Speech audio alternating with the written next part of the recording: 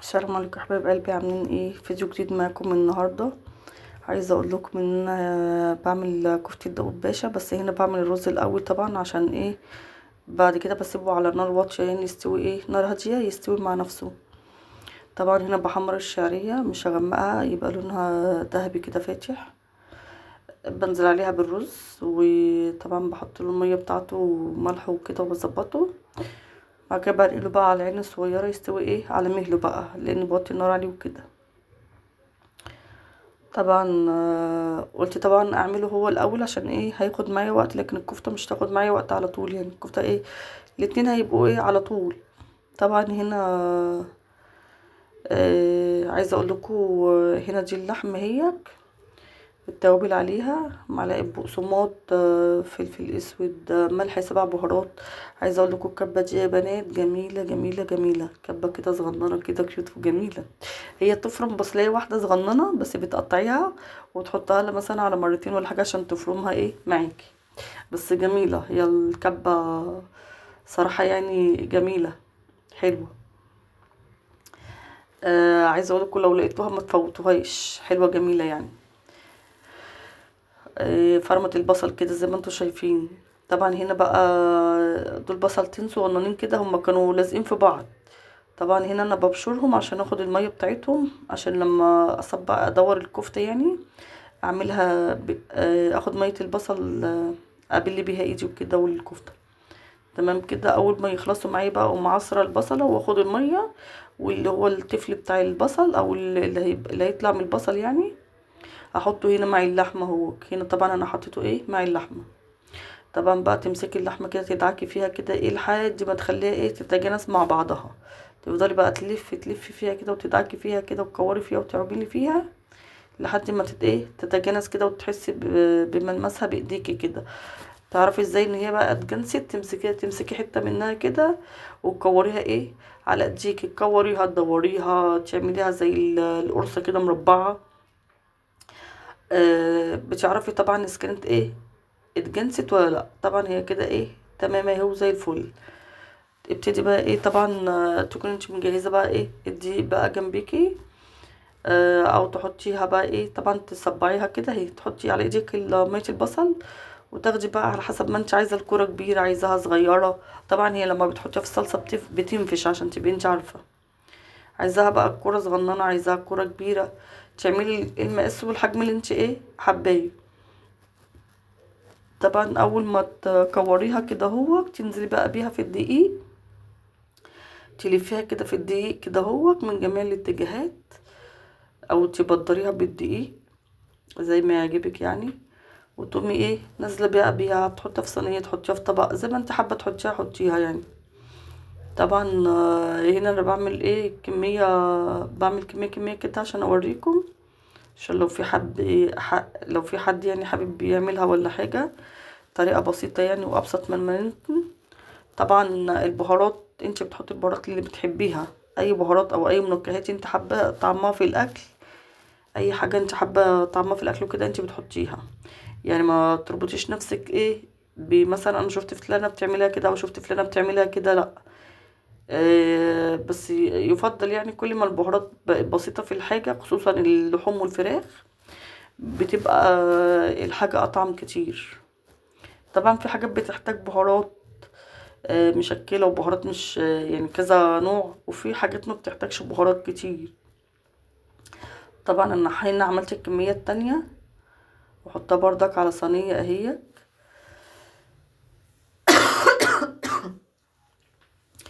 عذرا يا حبايب قلبي، الكحة مسكاني. طبعا ما فيش حد اليومين دول ما لفش عليه دور الكحة والبرد يعني الدور اللي ماشي مع كله ده، كان الله في العون. ربنا يشفينا ويشفي كل مريض يا رب، ويشفي مرضى مرضى الجميع يا رب ان شاء الله. اللهم امين. تنسوا تصلوا على رسول حبيب قلبي عليه افضل الصلاه والسلام، وما تنسولاش في اللايك والشير، تفعلوا كل زر الجرس عشان يوصل لكم كل جديد. شيروا القناه لاصحابكم كده، لجيرانكم، لمعارفكم. طبعا هنا الرز بقى قلبته عشان ما يبقاش فيه ايه حبايه استوت وحبايه لا، فبقلبه كله على بعضيه كده هو. بجيب اللي تحت فوق واللي فوق تحت عشان يبقى كله ايه مستوي من جميع الاتجاهات. طبعا هنا الطاسه كان فيها زيت وحطيت لها انا شويه زيت تانيين. احمر بقى الكفته، انزل بقى بالكفته فيها،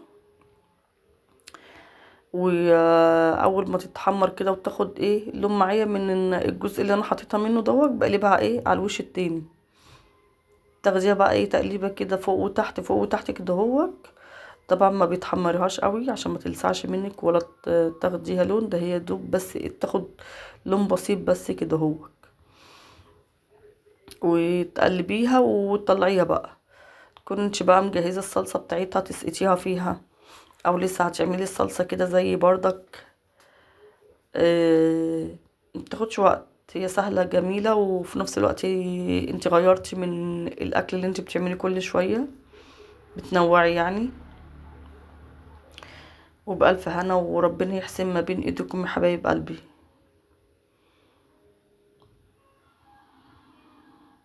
طبعا هنا بقلب بقى الكفتة كده، هقلب بقى ايه واحدة واحدة كده لحد ما اقلبها كلها. بعد كده بقى ايه اخدها بقى ايه بالمعلقة كده ايه كلها بقى ايه تقليبة رايح جاي كده، واطلعها بقى ايه من من الزيت زي ما انتوا شايفين كده حبايب قلبي. ويا رب بالهنا لكل اللي يجربها، يا رب بالهنا على قلبه يا رب.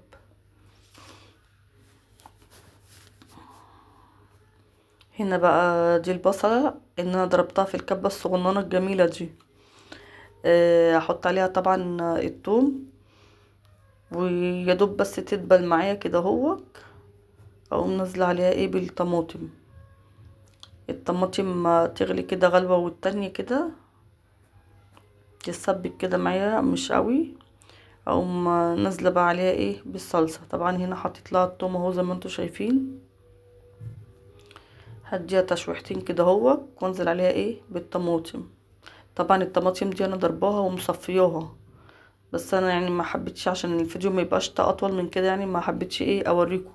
طبعا كلنا عارفين الطماطم بتتضرب ازاي وبتتصفى ازاي، مفيش حد مش شاطر، يعني كلنا شاطرين وكلنا عارفين الطماطم بتتضرب ازاي. طبعا هنا بقى ايه حطيت الطماطم بقى خلاص، هحط لها بقى الملح بقى وايا كان بقى البهارات اللي هتحطيها، وهتغطي بقى عليها ايه تسيبيها بقى ايه تتسبك كده مع نفسها.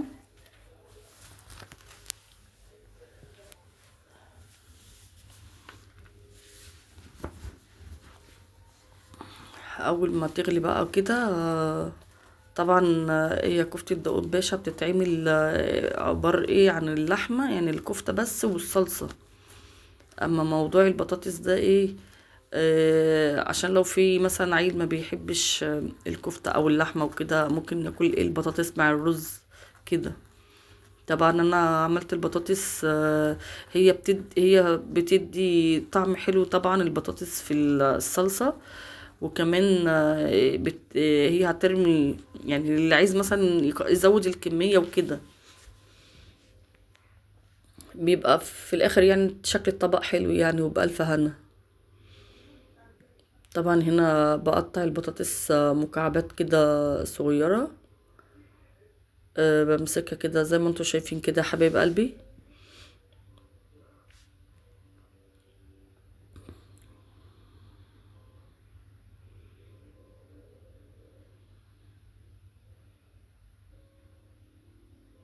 اول ما الطماطم بقى تاخد الغلوة بتاعتها كده وتتعمل، اقوم نازله بقى بالبطاطس تاخد غلوة بس كده معاها. وبعد كده انزل بقى ايه بالكفتة، وبألف هنا حبايب قلبي.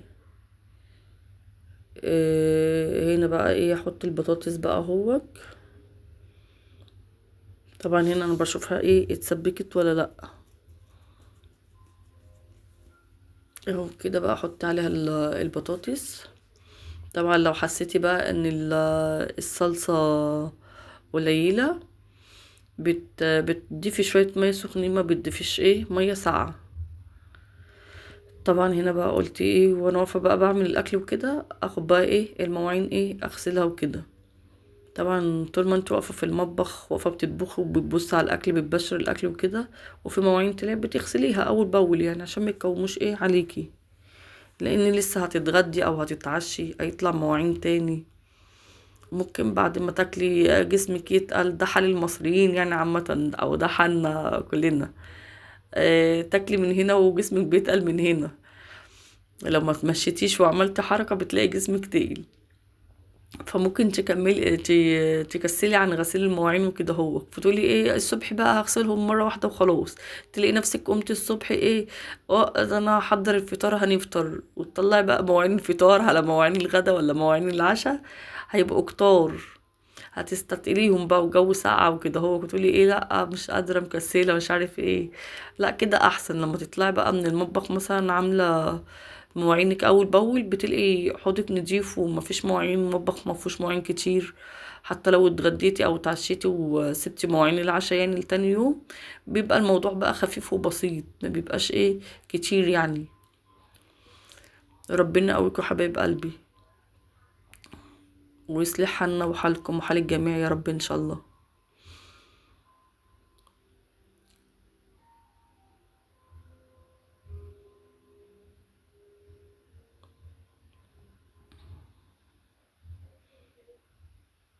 طبعا هنا بقى خلاص كده المواعين كده خلاص بقى مفيش مواعين غير حاجات بسيطة.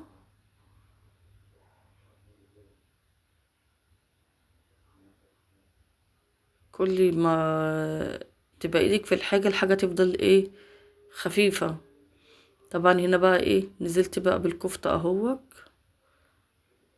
يا دوب تاخد غلوتين وايه واطفي ايه عليها بقى.